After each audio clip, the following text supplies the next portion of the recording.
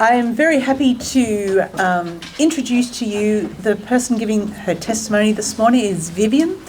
Vivien came to Tyndale single, and 2 months later, I think, she was married. So she got to the end of Greek and got married to Reuben.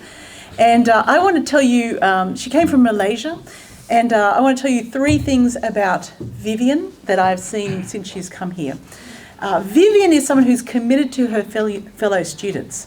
So after Greek, Vivien got married. She actually invited students from first year to her wedding, and some of you actually went to her wedding. So in a very short space of time, she got to know the community body. And she also has stayed very connected to Tyndale since she's got married and now living out of dorm. So I really appreciated that about Vivien. The second thing about Vivien is Vivien's in my mentor group, which has been really terrific. And I would describe Vivien as a young woman with a mature faith. And it's been great hearing her in the discussions she's led, as well as the discussions amongst her fellow students. And finally, among her many great characteristics, she's a fellow Anglican. And she worshipped in a church connected to Holy Trinity Brompton. If you know the Alpha Course, that's where the Alpha Course came out of. And she's lately been worshipping with us at Vera as well, which has been terrific. So Vivien, I want to bring you up here. Please come and share with us your testimony.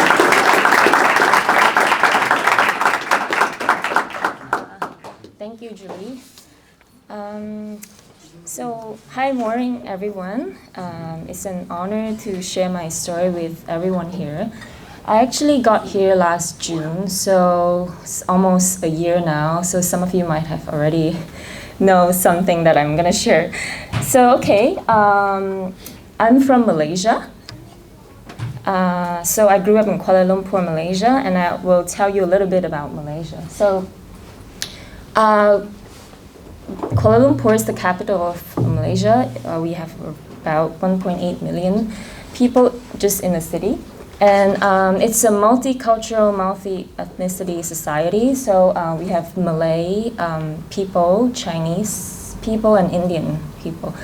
And so it's also multilingual society. So the official language is Malay, but English is a very kind of like administrative language too. So everyone do speak English. And Mandarin and Cantonese and Tamil and Hindi. I don't speak the Indian languages, so I speak Mandarin and Cantonese at home. Yeah. Let's see. Next one. Yeah.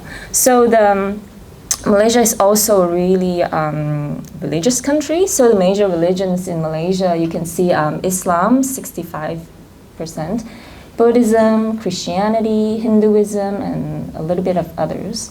So you can see Christianity is not totally like foreign, so we still have actually quite big number of them.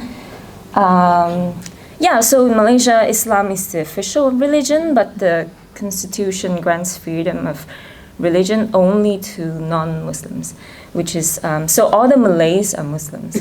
So there are some religious oppressions here. Malay people are not allowed to have faith other than Islam, so on paper. They will be in trouble if they get caught practicing Christian faith. But for Chinese Malaysians like myself and Indian Malaysians, we have more religious freedom. So we are going to church, we do events, so that's pretty okay.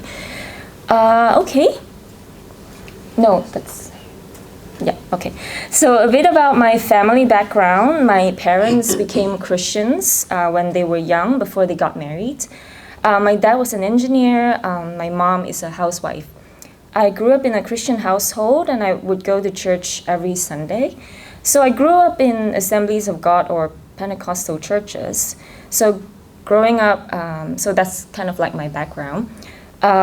Growing up, I never doubted my faith. I gave my life to Christ at a young age, and it's been a gradual progress of faith ever since. So I got baptized at around age 20 before going to college abroad.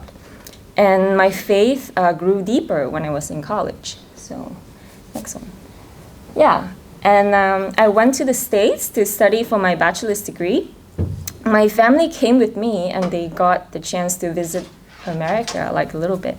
So Buffalo is a place notorious for its weather. I don't know if everyone here knows this place. They have tons of snow. I went in January, so I went from 30 degrees in Malaysia to 0 degrees. So the snow was knee-high, and the first week there, so my family was still with me, so we would just kind of explore. We would buy like fruits or like food, and we store a box of grapes like just outside in the snow instead of in the fridge. So yeah, it's really fascinating to us. So it's a freezing place, but the snow made it so worth it. For me, it's great. Like it's like a great experience, winter wonderland. So over there, I joined a student Christian group. It's basic group, brothers and sisters in Christ. So I over there I saw how young adults in this Christian group are so passionately following Christ. Like they're just young people and students, and they are already serving, leading services. So to me, that really inspired me as a Christian, that I can also do so much more for God. So yeah, I studied there for about 2 years, because I studied in Malaysia 2 years and I transferred there. So yeah, and I actually really appreciate America, because I met some of the friendliest and nicest people there. I strengthened my faith there. My English improved so much, and I even became a hugger because of the Americans. Like, yeah, despite what the media likes to portray America, it always has a special place in my heart. So. Okay, next one. So back to this Christian group. Through this group, I joined a student campus ministry called Campus Target after graduating from college. So they send students to China to evangelize university students and young adults in a major city. So God was really faithful. He provided me with all the finances that I needed to spend a year in China as a student evangelist. So, growing up, I never thought I could do anything remotely close to what I had done that year. So in China, I shared the gospel with over 100 people. I baptized a person, led multiple small groups. I worshiped God on a much deeper level. I studied the Bible together with new believers, witnessing a new believer's first ever prayer over coffee. And it's all very exciting for me. So because I've never really been that involved in the ministry before. So it changed me to become a person much more comfortable and confident with sharing my faith. It was one of the best experiences I've had in life with God. So the picture on the top right, that's in an apartment of one of our team members. So that's where we would do house church every week. So yeah, we call it 大组, which is big group. So we don't call it like Sunday mass or service or anything like that. And so yeah, we were basically planting a church. And the picture below was my team. So they usually have mostly American students, but that year happened to be just me and a bunch of other Mexicans. So yeah, I really appreciate it. No, yeah, so it's just for some reason that year, it's just 6-7 Mexicans and my leader, Tracy, she's wonderful. And that's me, yeah. So I appreciate having Latina friends, yeah. So after China, something in me changed. That whole experience really ignited my heart for mission work. So I wanted to serve him full-time. But full-time ministry didn't happen immediately. Next slide. So after China, I went to the UK to study linguistics and teaching because I wanted to serve God through language and education. I thought it would open doors for me to serve the Lord cross-culturally. And that's also that's also when I started having like Anglican church experience. So I started going to some of their churches there, so which is really great, yeah. And next slide. So, by the way, my first time in the Netherlands was the year I was studying in the UK, and I was volunteering for an Easter event at a university in Delft. So it was the Delft University of Technology Student Christian Group. I stayed at one of their student housings. So the top left picture with the bikes, yeah, that was my first time witnessing the bike phenomenon here. That was crazy to me, yeah. And it was quite something. And again, the student Christian group here, that's in one of the university, I think lecture, like classroom, and then they were just talking about like Easter and, yeah. And so we also explored the city Delft a little bit. And so the students here, they really inspired me in the way they do fellowship. It's such a different way, so different from what I used to. So that's my first experience with this country and the Dutch people. So it's like fairy tale-like towns and a different kind of Christians, the Dutch Christians. Dutch, very fascinating, so yeah. And next one, yeah. So after graduating from Leeds, I went back to Malaysia.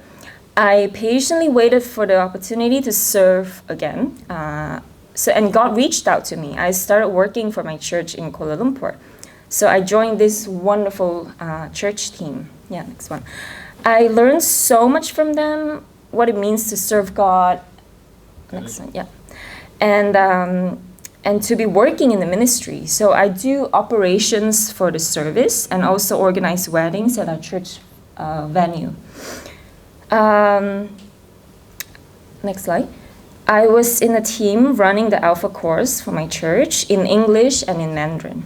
So Alpha course is a great tool to reach non-believers. And before working full-time, I actually joined Alpha groups for a few terms, and I really enjoy being a part of an evangelical movement like this. So yeah, that's our church hall, and then they would do that like almost every week, like 3 terms a year, and each term is like 10 weeks. So yeah.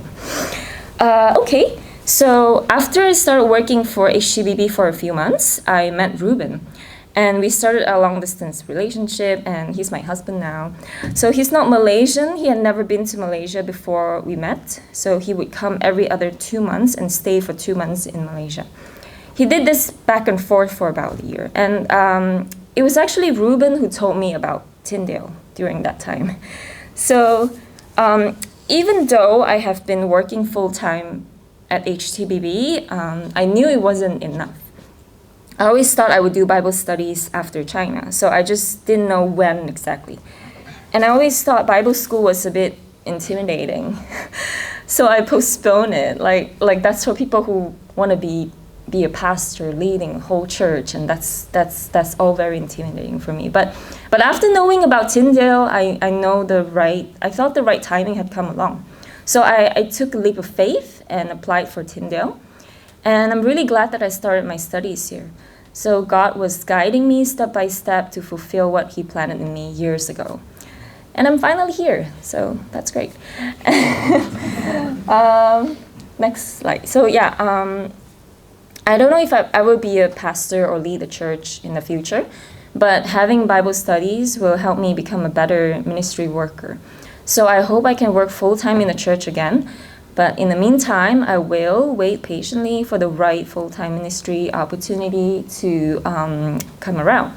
So future ministry, there's no specific role, but I want to be a better ministry worker, an evangelist, and a full-time church worker. So yeah, I guess that's the specific. So that's all for my story. And I think next one, there's a few prayer requests. So I hope God will open door for my future ministry here and to complete Tyndale study successfully. And now that I've moved to this country, I want to pray for my life and living in the Netherlands, like different things for the future, like driving lessons or Dutch language tests, something like that. So yeah. That's all for my sharing. Thank you, everyone, for listening.